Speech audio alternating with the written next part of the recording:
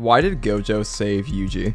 This is arguably the most important event in Jujutsu Kaisen, and today I want to talk about the reasons behind Gojo's decision and why the hidden inventory arc is so important, and why this evil thumb deserved to die. Because Tengen is evil. You don't get to be friends with this giant brain and get away with it. These two were friends, maybe even lovers, and good luck getting that out of your head. And all of this links back to Rico Amani, because Rico's death is the defining moment in Gojo's past, and what formed his ideology in the modern day.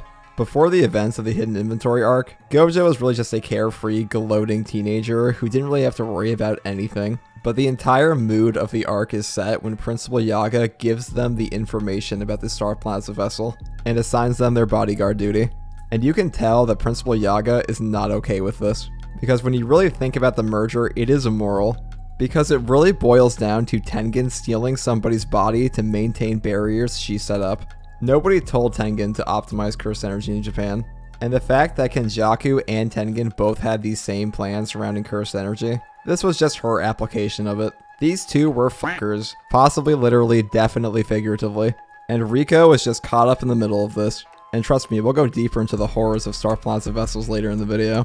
And Geto and Gojo aren't stupid characters, so obviously they realize something is up. And they decide in private that if Rico doesn't want to go through with the merger, they won't force her to. But the messed up thing here is that they actually think they might have to fight Tengen.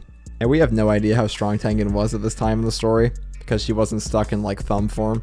And at this point in the story, Gojo is not nearly as strong as he is in the modern day. So this is really Gojo's first time in his life seeing that the highest of higher ups is immoral directly, and that the state of the Jujutsu society is something he doesn't want to continue, and he's already actively willing to go against it. But the full hatred we see for the higher ups is born when Rico is killed. And throughout the entire arc, we see that Gojo has empathy for Rico and her situation. And these two just get along because they have compatible personalities, so they become friends.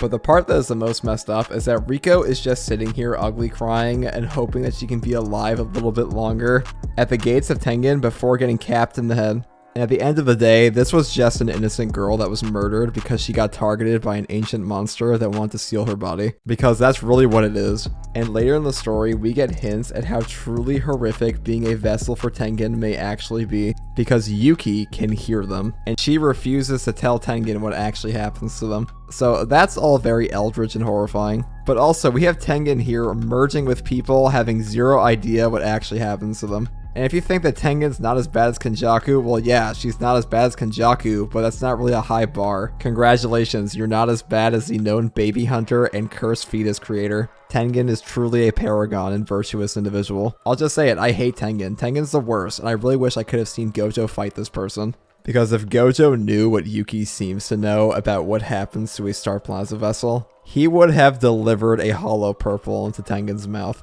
And Tengen is such a hypocrite. She doesn't care at all about Buddhism. What, you're gonna preach about reincarnation and then go and steal people's bodies? She didn't tell anybody that the prison realm was stolen, and obviously knows something about the Culling games she's not telling people. And I could talk all the smack I want about her because she is ugly and has no stands. And I want to touch on the Culling games for a second. Considering they both had the same end goal of optimizing cursed energy, I think it's pretty likely that Tengen ran her own Culling games at one point, or ran it with Kenjaku.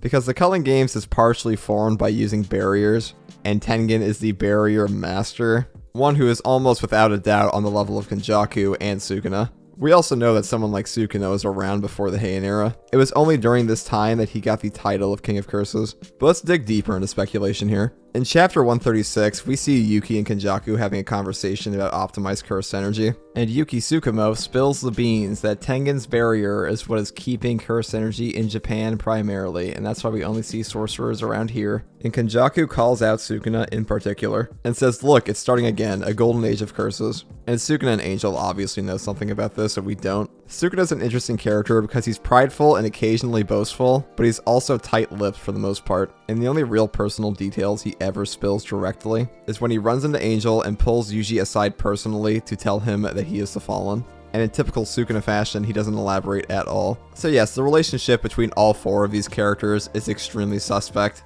Tengen is the one who says they need to go find Angel because she's a player in the Culling games. Sukuna and Angel clearly go way back.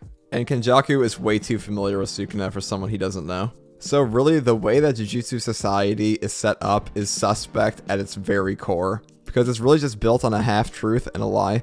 And this really plays into the overall importance of Gojo's dream, that he wants this world Jujutsu changed forever. And that is why we see him save characters like Yuta and Yuji, because he's already seen what the orders of the higher-ups can lead to, and he doesn't want any more innocent young people dragged into it. And Gojo's dream is likely what's going to save Jujutsu Kaisen in the end, because him saving Yuta and Yuji, these two are probably going to be directly responsible for Sukuna and Kenjaku's defeat. And the true nature of Jujutsu and cursed energy and the soul being hidden in its entirety for this long, it's really strange, and there's going to be a major plot reveal around this coming very soon. A lot of people don't care for the merger at all. They think it's like the most boring plot line, and they just want to see Gojo and Sukuna fight. And I get it, okay, because like that's obviously the more entertaining directly.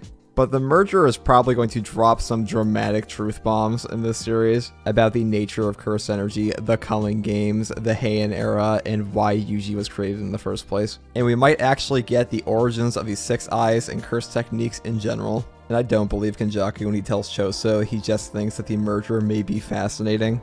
It is far too meticulously planned out and has far too many moving pieces to be that simple. And honestly, that would be a pretty lame villain motivation that he's just a mad scientist. Like, he kind of is, but that doesn't have to be his sole motivation, especially given all the interpersonal relationships we know he already has. So him just blowing up the cursed energy world with like one giant centipede monster would be pretty dumb. So I really don't think that's what it is. But anyways, that's just my opinion, because I want to talk about the Evil Thumb and Kenjaku Big Brain, and how it relates to Gojo's dreams, and how he's probably saved JJK on accident. And if you like content like this, leave a like on the video, and if you want more, subscribe to this channel. And I want to mention that I'm going to be making some Chainsaw Man content as well, because I finished reading this series, and I want to talk about what I think the true primal fear of the Chainsaw Devil actually is. There might be some chapter reviews, but I don't know how much of that series I'm even able to show on YouTube. But that's all I have for this video, and as always, thanks for watching.